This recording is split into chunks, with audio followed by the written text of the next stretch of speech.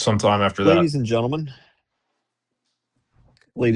welcome to episode 3 of the GG Fantasy Football Podcast with your hosts Noah and Mitchell. Today we've got a special episode. We're going to do a 10 team, 1 QB, half PPR, no tight end premium mock dynasty startup here. I'll be picking at the 5 spot with Mitchell picking at the 9 spot. We're going to go over each of our picks here. And then at the end, we'll do a quick summary of our teams and what moves we would make and whether we would try to contend with this team or rebuild to contend at a later time with our teams. And with that, let's get the draft underway. All right, we are starting it now. We're going off the sleeper ADP, and sleeper will be auto drafting the other 8 picks. So let's see how we do. All right, draft has started. All right, so pick 5 here. Sleeper ADP is telling me Josh Allen's best available pick. I think that is a bit high to take quarterback, considering it's only one QB. There's certainly more than 10 quarterbacks I would be happy starting in fantasy at the one QB setting. So I'm between Jackson Smith and Jigba and Amon Ra here. I'm going to go JSN just because of the age situation, but both would be great picks. All right, so between these 2 picks, 6, 7, and 8, started the quarterback run. I was a little bit surprised to see these 3 quarterbacks go this early. Not as much Josh Allen, but definitely a little surprised to see Joe Burrow and Drake May come off the board here. This puts me in a very interesting position, especially out of the 9 spot, because I know there's going to be 2 picks before I'm up again. I could either go Amon-Ra St. Brown, Ashton Genty, or Brock Bowers. It'd probably be a combination of those guys. I think I'm going to take Ashton Genty just to get comfortable at running back, and that way I have a guy for the future that I can really build around at running back. So I'm going to take Ashton Genty. All right. Now that we're back up after the turn, and this is going to be a little bit tougher to compete with this year, but I think the opportunity has presented itself for me to avoid the receiver position and take Brock Bowers here. We're talking about a guy who's only 23 years old, um, and is set to have a really huge bounce back here in a scheme that should be way more favorable for him. So I'm going to take Brock Bowers here, and then out of the 9 spot, we're just going to have to find receivers after this. So we're going to see how the board falls after this. So for my pick here, I was planning on taking Trey McBride, but obviously Team 8 just took him. When you're picking in the middle of the draft, you have to be flexible because obviously a lot can go wrong when you're sandwiched here in the middle. The best available pick is Jordan Love. I'm certainly considering Jordan Love. The only reason I'm hesitating is that I still think there's plenty of young running backs I can get in the mid to late rounds here, like Cam Skadaboo, Trevion Henderson, and Quinshon Judkins. So I'm going to circle back on Love and look at the other picks here on the board. I'm also interested in Drake London, Ted McMillan, and CD Lamb. I think I'm going to go Drake London here just because he's a little younger than CD Lamb. He just got a contract with the Falcons. And obviously last season was a bit of a down year for London, but I have every confidence that he will bounce back. So here, Ted McMillan fell to me at my 3rd round pick here. Obviously, I'm hesitating to go 3 wide receivers. So I'm going to look and see what the other values are here, just because I would hesitate to triple dip out of position in the early rounds without filling up at the other talent levels. So I'm going to look to see if there's any good running backs or tight ends I would consider taking here.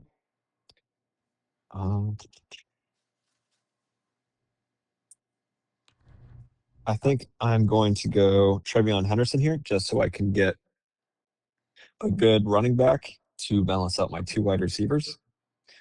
There's still a few good wide receivers I think will make it back to me at pick 4. And I think Henderson is the start of group of running backs that I don't want to miss out on. So I'm going to go Henderson at pick 3-5. I really like that pick. So now that we're back in the 9 spot, We got our two Raiders teammates, which personally I don't love having two teammates that are on the Raiders just because they might be in for it for the next couple of years. But really happy with the two guys that we got. We are hurting at receiver. We could use a quarterback, but with how the board's fallen, we're kind of setting up to get a quarterback closer to the end here. So looking at the board, receiver options, we're looking at Nico Collins, Chris Olave. Receiver options, we're looking at Christian McCaffrey, but he's kind of running out of good football left. Um, we already have our tight end. One guy that's very interesting to me is Carnell Tate. We may look to take him with our next pick around. Um, let's see, Nico Collins, currently 27 years old.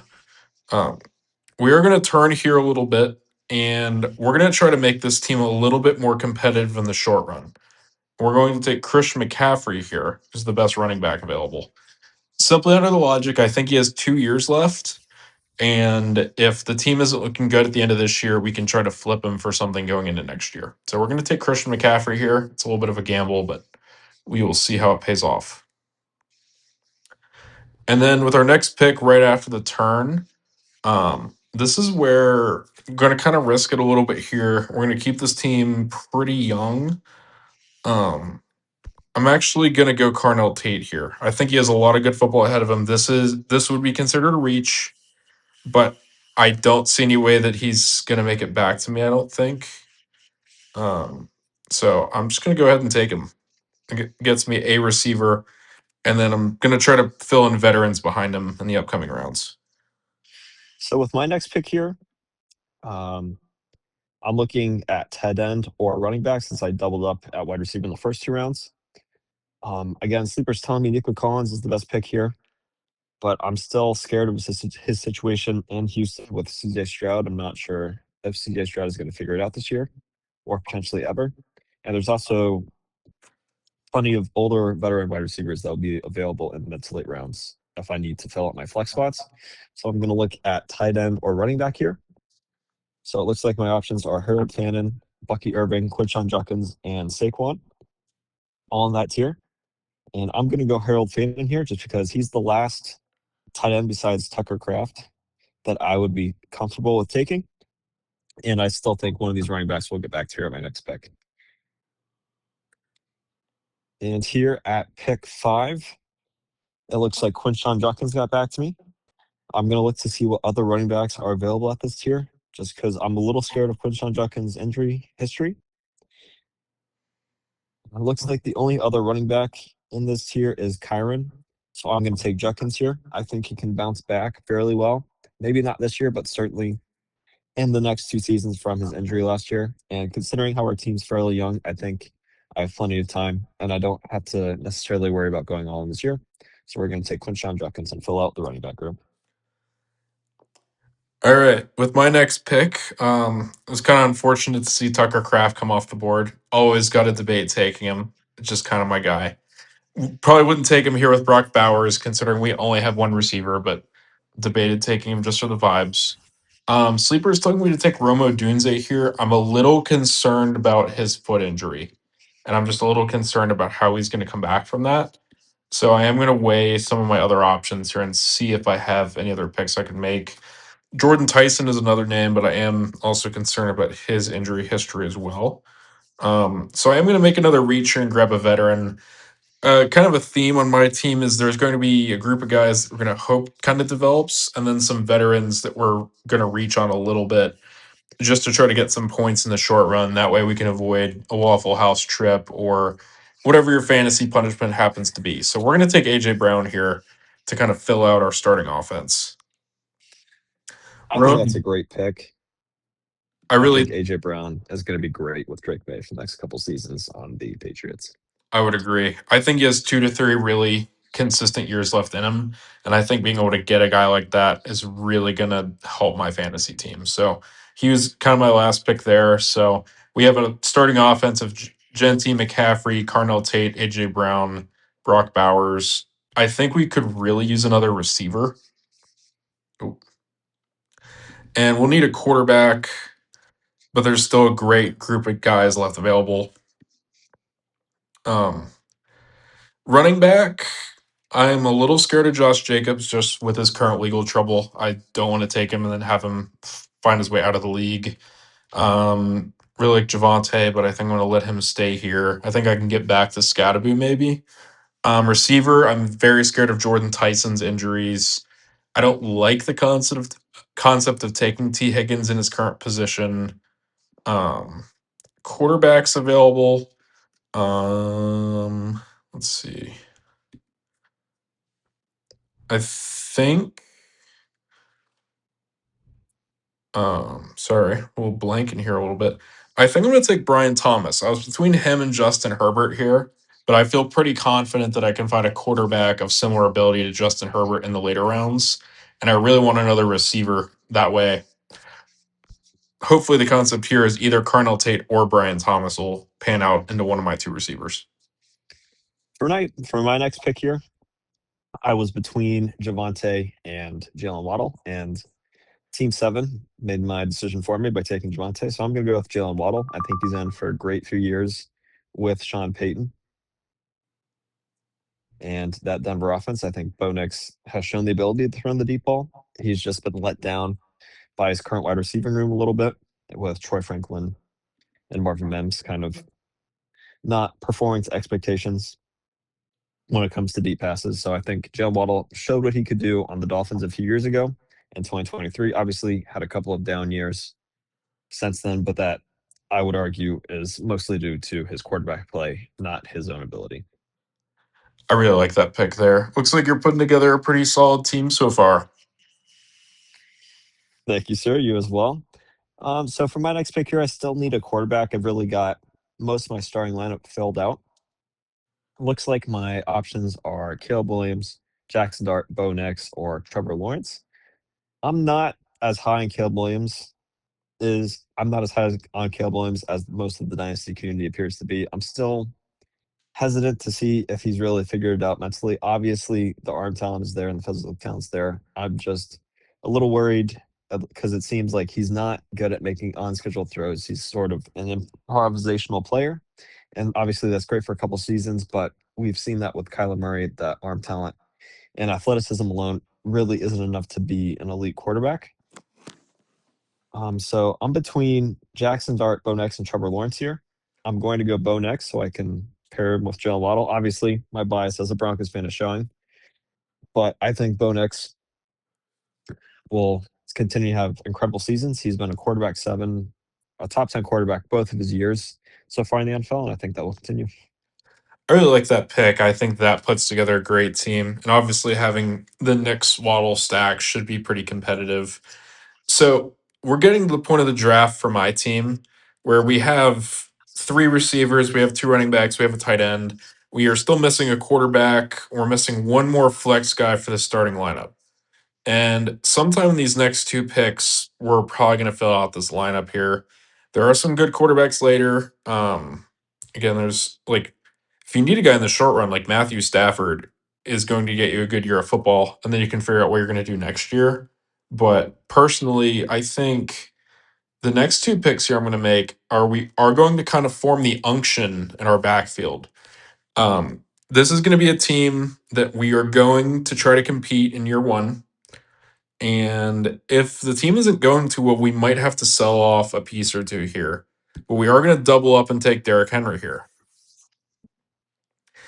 And the logic is I think he has 2 good years left, maybe 3. And just considering the kind of athlete he is, I think he can play really as long as he wants to. So I really like the pick here for Derrick Henry. And if that way, if we have an injury with Christian McCaffrey or if Ashton Genty gets off to a slow start, the team is still going to be in really capable hands.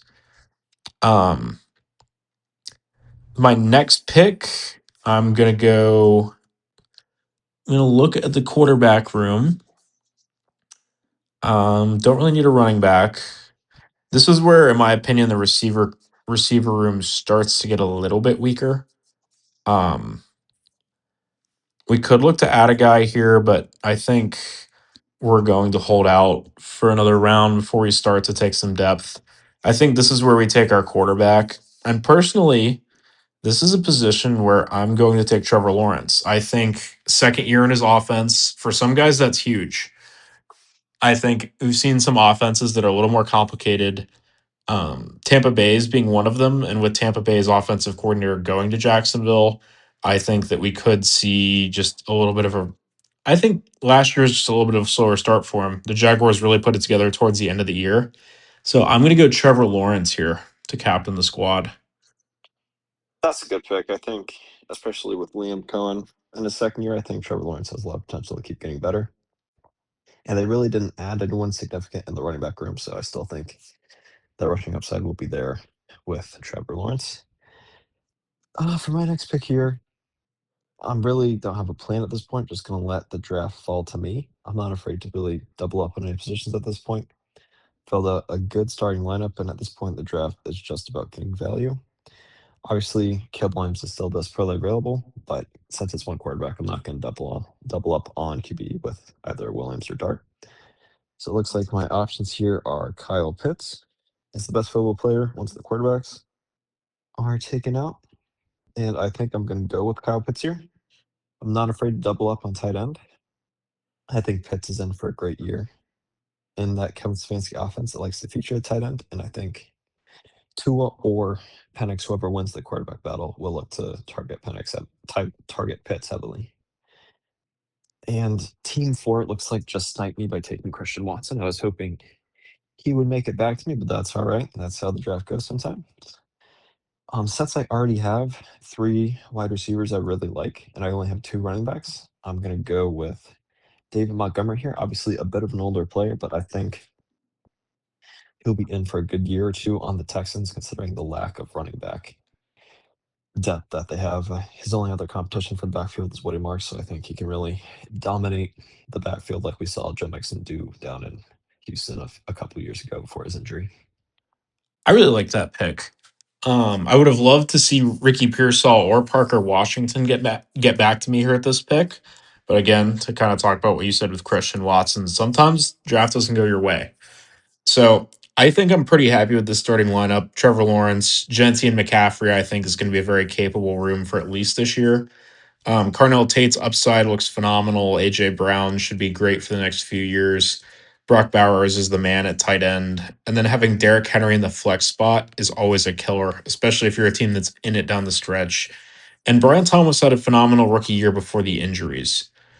So now we're kind of getting down to the point where we need to take some veterans and try to find a little bit of talent for the future as well, and really just try to solidify this team. We have a few guys who are really getting up there, and we have a few guys that we don't know if they're going to pan out. So this is a case where I'm probably going to look to take 2 receivers here.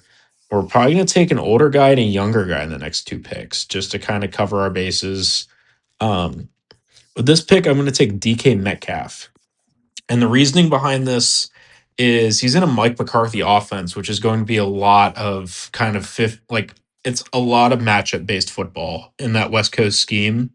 And I really think that DK Metcalf this year, getting Michael Pittman across from him, getting Jeremy Bernard on that team is really going to help him. So I think his upside is really there. And I think that he's in a great spot for the future. And that should really cover me on some depth. We're taking AJ Brown's teammate in college. Now we're going to look and see who else we can get here at the turn. So this one's going to be probably considered a massive homer pick, and most of the fantasy football world has been talking about trying to get this guy just with the absence of Romeo Dobbs this year. Um, and I'm going to take Matthew Golden here, and the reason is we have AJ Brown, we have DK Metcalf, 2 veteran receivers, we have Carnell Tate, who should be phenomenal. And we're going to hope that Matthew Golden we're going to hope that he rises to the top in that receiver room and really turns into a guy. There's a shot that Green Bay is going to throw it a lot more this year.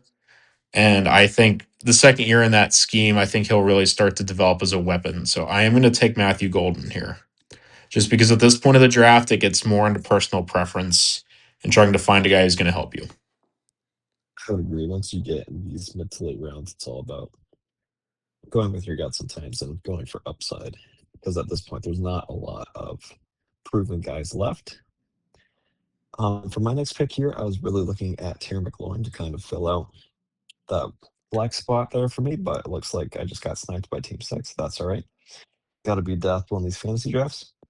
George Kittle's interesting to me here, but since I already have two tight ends that I really love in Fannin and Pitts, I'm really set at the tight end position. I don't think that triple dipping this early would be beneficial for my team, so we're going to look to see what other guys are available here at the round 10 pick for me.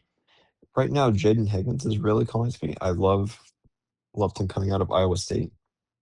Obviously, had a bit of a quiet year his first year in Houston, but that was mostly due to CJ Stroud's struggles. I think he's really talented and poised to take over that wide receiver room if anything should happen to Nico Collins.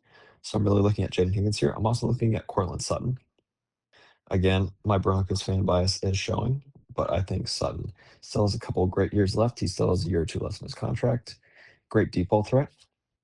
But I think I'm actually going to go with Xavier Worthy here. He's a little hidden for me on the sleeper ADP, but I think especially with Rashee Rice's suspension, he's going to come in, going to be a little bit rusty the first few weeks of the year, having missed a lot of the offseason. Worthy's really the number one option right now, besides maybe Travis Kelsey in that Chiefs offense.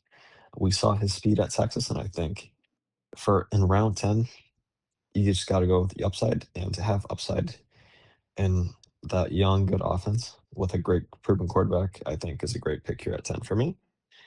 And now we're going to look at who we have here at pick 11. Again, George Kittle's still available, Jane Higgins still available. Definitely intrigued by both those guys. And even Cortland Sutton's still available. All the guys that talked about are still here. It's a little, again, I'm hesitating to go three tight ends here and take Kittle, especially given his injury history and his current ACL tear. I'm probably out on Kittle. Mike Evans is intriguing me, especially since I don't have a ton of older guys in my team, so it wouldn't hurt me to take an older wide receiver. But Mike Evans, given how old he is and how injury prone he's been the last few years on the 49ers and their cursed substation team, is scaring me off from Mike Evans' pick. So I think I'm going to go with the guy I talked about last time in Jaden Higgins and get a young, good wide receiver. I really like that pick. I think it's great to kind of fill the team out that way. For me here, we have a lot of options. Again, we now have we really only have one young running back. There's a real shot that Christian McCaffrey and Derrick Henry will be out of the league in 2 or 3 years. And our receiver room is a little younger. Obviously, we have DK Metcalf and AJ Brown. Matthew Golden's in year 2. Brian Thomas is going into year 3. Carnell Tate is a rookie. So we're kind of, again, kind of to like what Noah said, we're kind of looking for upside. And to me, one guy that screams upside, especially in the sleeper ADP, is one guy who kind of took over at the start of last year, and that would be Quentin Johnston. So I really like the season that he started with last year. He had a couple big games right away. And this is going to be my pick here. And I really just I like that he's in Mike McDaniel's offense. We saw Tyreek Hill had his statistically two best seasons there with Mike McDaniel in Miami. So I think that Quentin Johnston doesn't have quite that potential, but I think he's going to put together his best football under Mike McDaniel. So a little more of a personal pick there. We're now we're now loaded at receiver, at least in terms of depth. Again, who knows how a few of these guys are going to pan out. Um, but here we're probably going to look to double up, either add another running back or add a tight end just in case Brock Bowers does get hurt again. Currently, the running back group does not look overly promising to me. Blake Corum is probably the most interesting name on this list. Um, Really played pretty well last year. Towards the end of the year, we're talking about a guy, yards per carry really went up towards the end of the year. Games against Carolina and Arizona looked pretty solid, but I don't know that he's going to take that backfield over. And I'm a little concerned Rico Dowdle is sharing that backfield with really three other guys. And I don't think Kenny Gainwell is going to be in line to get a lot of touches. So I think I'm going to avoid the running back position here and look to double up at tight end. We have two options here, really three options here that I love: George Kittle, Eli Stowers, and Isaiah Likely. We have a guy who's a rookie, guy who's played a couple years in Likely, and a proven veteran commodity in George Kittle. Considering kind of the direction of our team, I'm going to take George Kittle here. That way we have a younger tight end and we have George Kittle, a guy that really I think has one or two good fantasy playoff runs left in him. It's a little surprised seeing him come back as quickly as he has off the injury, but it's great to see. So we're going to take George Kittle. All right, for my next pick here, I'm really looking to get another running back. I feel pretty good right now with two tight ends, four wide receivers, and there's still plenty of quarterbacks left for me to get a backup later in the later rounds here. So my options right now, it looks like, are Dobbins, Tony Pollard, and it's telling me Rico Dowdle's best available. I'm hesitating on Rico Dowdle. I don't know how that Steelers running back room is going to pan out. I'm not sure how good that offense is going to be. So I'm going to go J.K. Dobbins. Obviously, he has an injury history, but as a depth piece, I'm happy to take someone who was top three in the NFL in rushing yards last year before he got hurt in the 12th round. And for my next pick here, I'm just going to make it easy, and I'm going to go with Tony Pollard. I think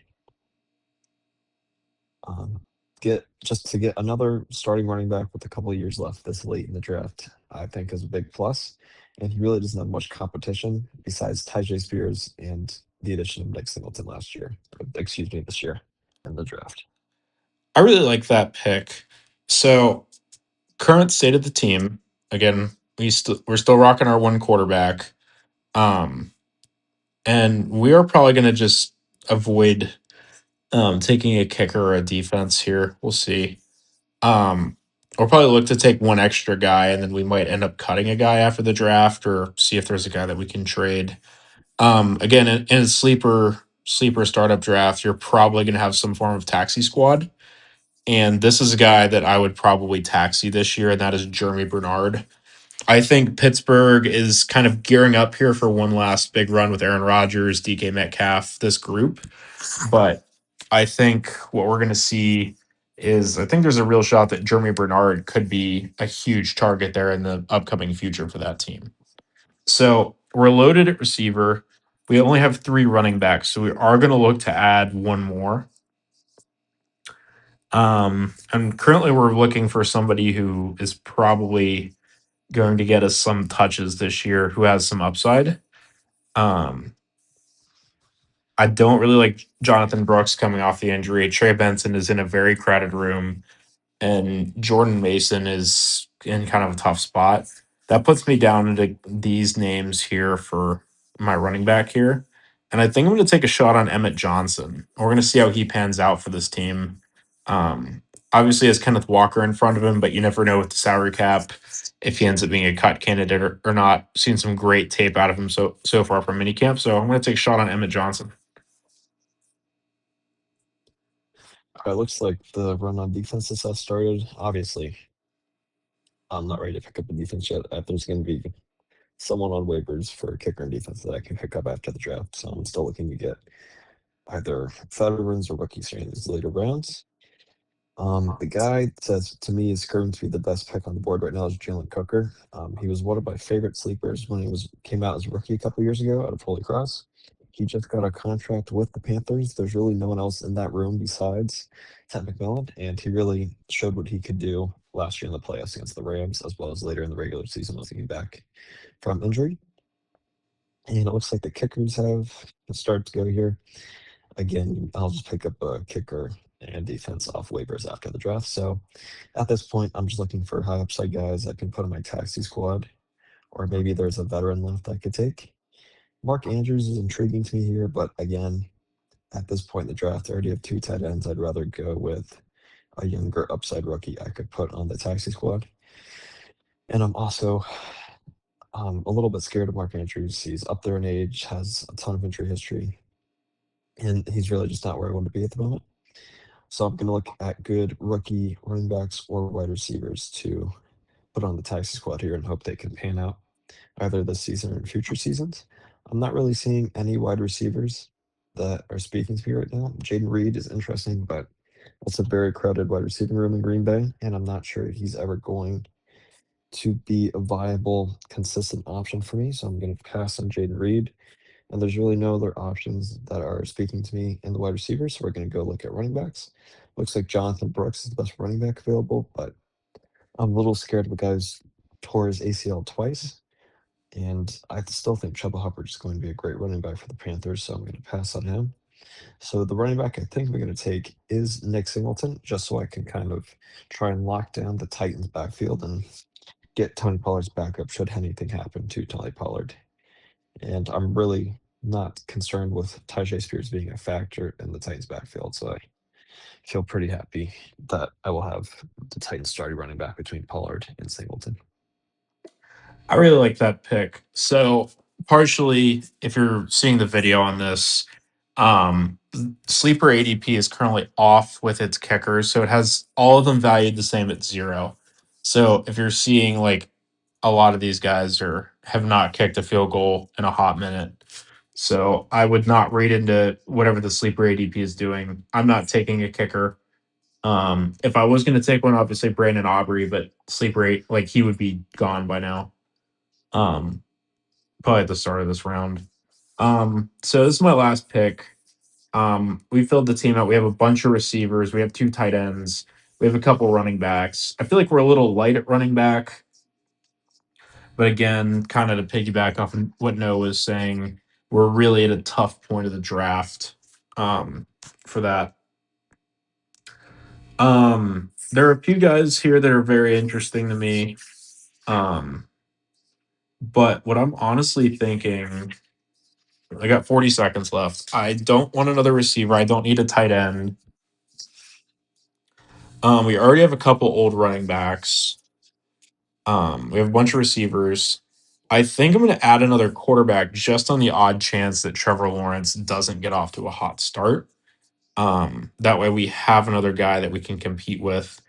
And again, in the short run, I think the ADP for him is fair, but I'm gonna take Matthew Stafford here. I think we're talking about a guy a great finish last year. I'm gonna hurry up and take him here.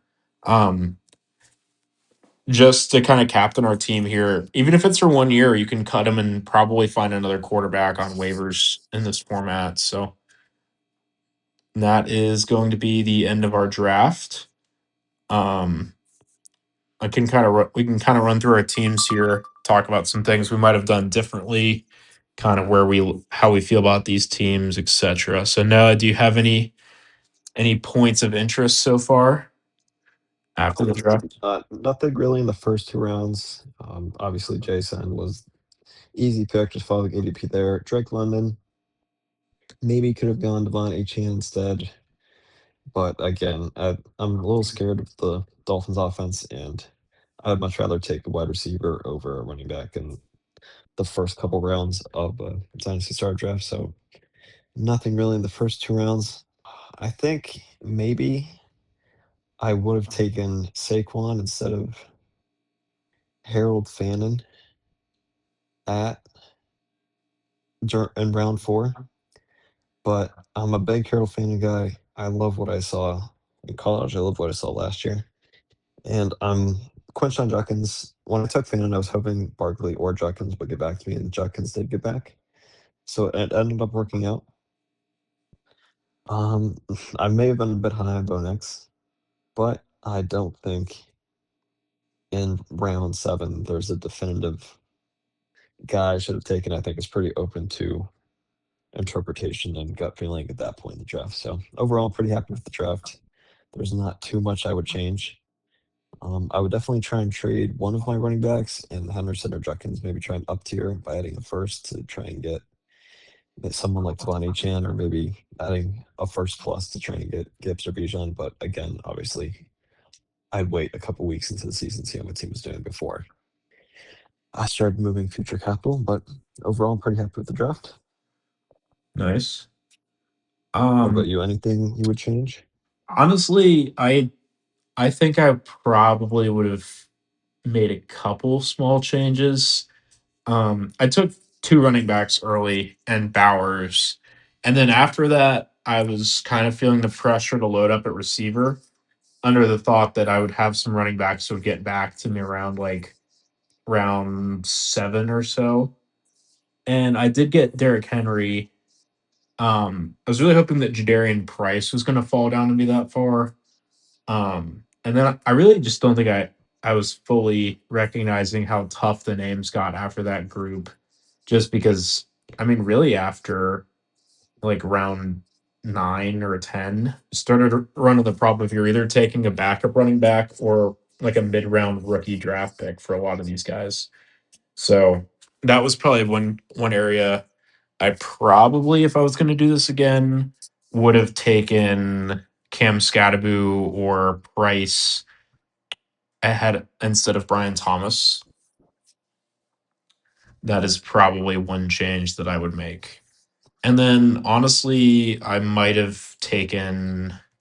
probably would have rather taken Christian Watson than Trevor Lawrence, just because I think that he'll probably be the wide receiver one in Green Bay. But those probably would have been the moves that I would have done in hindsight. I really like where my team's at though. I mean, this team kind of built this one to compete this year. Um, Christian McCaffrey's 30, Derrick Henry's 31, AJ Brown and DK Metcalf are 27 and 28. So, and George Kittle was getting up there as well. He's 32, coming off an Achilles injury. So we definitely have a lot of age on this team, but I think we have a lot of great young talent and Genty, Cardinal Tate, and then our whole cast and crew of receivers behind them. So I think that I feel pretty comfortable with this team, honestly.